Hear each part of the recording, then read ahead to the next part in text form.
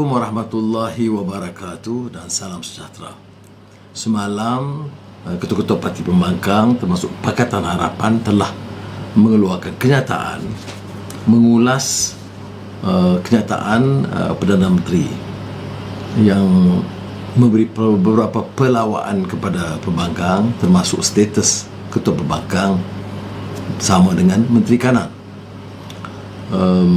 Dan reaksi pembangkang yang berjumlah 105, termasuk kenyataan Presiden UMNO, jelas dengan spontan menolak lawan itu. Sebabnya mengapa? Kita sebagai negara dalam keadaan kebelut dan menghadapi malapetaka wabak COVID-19 sepatutnya menumpukan perhatian bagi menangani masalah ini. Jumlah kematian, jumlah positif COVID-19 itu meningkat dan memang membebankan, memusingkan, dan ramai sahabat handai, jiran, tetangga yang menjadi korban. Tetapi dalam menghadapi soal ini, ia juga berpunca dari kelemahan, kelembapan, kelalaian kerajaan. Dan saya menegaskan berulang kali tentang kelemahan kita memperoleh vaksin yang cukup. Dan saya masih yakin sekiranya kita punya kecekapan, kewibawaan memperolehi vaksin cukup, kita boleh mengurangkan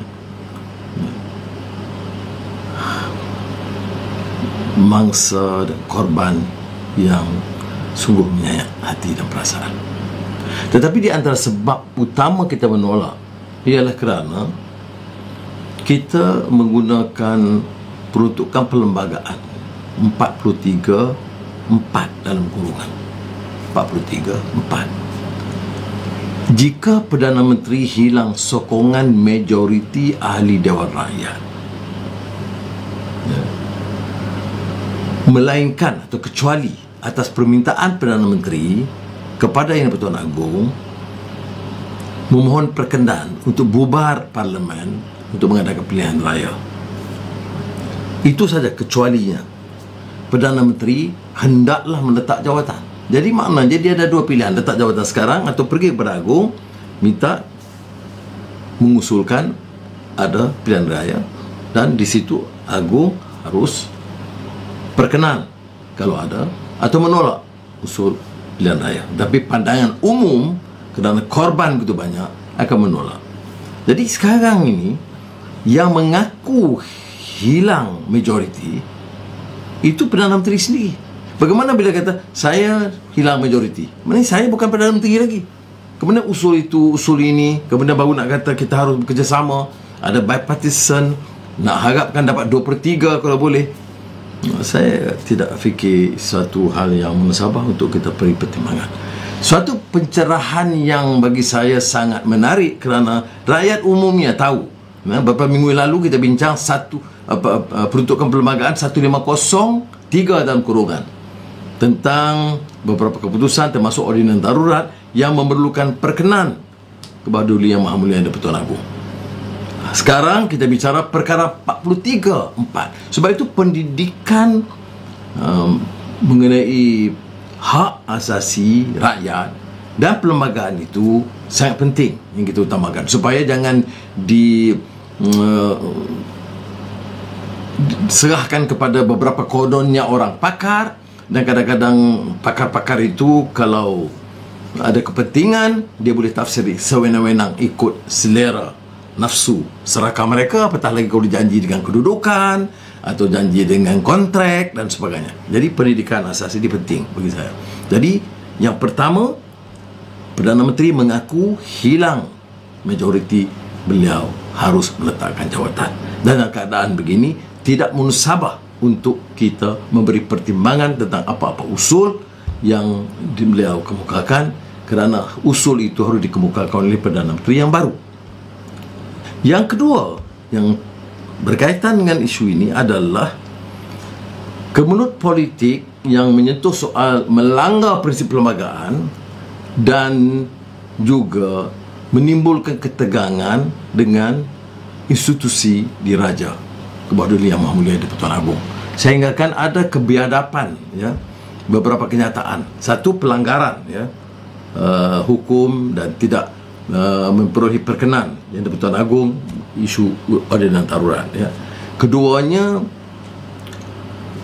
menteri, timbalan speaker yang boleh membuat kenyataan yang bagi saya sangat biadab dan melanggar tata susila dan undang-undang semangat rukun negara, ya. Umpamanya mengatakan ini bukan Yang di-Pertuan Agong tak perlu memanggil speaker kerana ini urusan Perdana Menteri, padahal orang itu juga telah pernah diundang ke istana dan dengar sendiri pandangan tuanku mengenai perbahasan parlimen. Jadi soal ini bagi saya, bagi rakyat, sesuatu yang penting. Kerana apakah kita boleh menjaga sistem raja berperlembagaan, demokrasi berparlimen yang bertunjangkan kepada prinsip perlembagaan yang jelas, sekiranya asas-asas ini dipertikai dan diporak-perandakan oleh pemimpin semata-mata kerana terpaksa bergayut kepada dahan yang rapuh untuk pertahankan kuasa. Saya nak sentuh hal yang agak remeh bagi saya, kerana di antara pelawaan yang besar, kita dah nak tenggelam ni, barulah kemudian nak bagi pelbagai hal. Ya, ahli parlimen penting, boleh kita dapat untuk kepertukan, tapi nyawa orang lagi penting. Kehidupan rakyat yang tak ada pekerjaan, yang susah, yang terpaksa hampir mengemis minta pertolongan, itu juga lebih penting dan wajar kita pertimbangkan. Bukan soal survival ahli-ahli parlimen atau ketua pembangkang yang sekarang diberikan, tak pernah saya sebut, tak pernah saya minta, tak pernah saya fikir munasabah untuk dalam keadaan pandemik, ekonomi yang meleset begini, nak dapat 40,000, 50,000 gaji tambahan dengan pegawai dan kemudahan sebagai Menteri Perikanan. Saya tidak langsung berfikir ini wajar dan munasabah. Takkanlah ini boleh dibuai. Saya fikir sangat mengaibkan. Bagi saya satu penghinaan. Ada orang kata, oh tahniah, sekarang macam Menteri Kanan. Saya kata itu penghinaan. Orang nak dapat RM50, RM100 tambahan sebulan, nak cari nafkah untuk anak-anak, isteri, susah. Dan kamu pelawar ketua pembangkang RM40,000 sebulan tambahan dengan segala status dan sebagainya. Salah pilih. Sebab itu kita tegas menolak.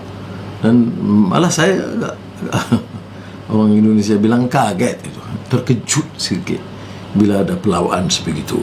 Saya tak tahu, saya tidak mau pertikai motif, niat itu, nawaitu masing-masing, tapi ternyata apa yang nyata dan dizahirkan itu adalah percobaan licik yang tidak sensitif terhadap masalah rakyat, yang memikir untuk survival, sanggup umpamanya membuai ahli parlimen dan parti pembangkang dan ketua pembangkang dengan sogokan-sogokan begini dalam keadaan orang derita. Jadi mudah-mudahan Perdana Menteri Tan Sri Mahyudin yang juga sahabat saya itu ikut jalur yang munasabah, ya, iaitu menghormati prinsip dan semangat perlembagaan. Dia ada khidmat dia yang lalu, dan sekarang sudah masanya bila hilang dukungan majoriti ahli parlimen, ikutlah prinsip perlembagaan dan letak jawatan jaga kehormat, dan biarlah kita ambil langkah-langkah yang baru, maju untuk meneruskan pentadbiran. Yang penting kita fikir, ada orang masa bimbang, masalah kita dalam politik ini, dalam pergelutan ini, kerana politik ini banyak dendam kesumat. Maknanya orang ini perintah, kamu jaga, aku akan tekan kamu, kamu penjagakan aku akan penjaga. Jadi itu dendam kesumat inilah yang patut dihentikan.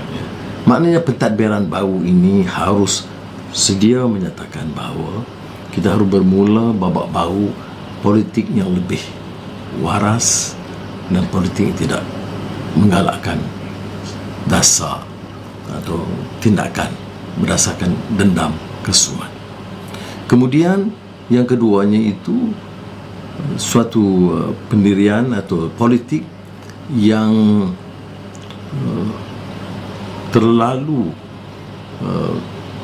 diheret dengan kepentingan-kepentingan pribadi.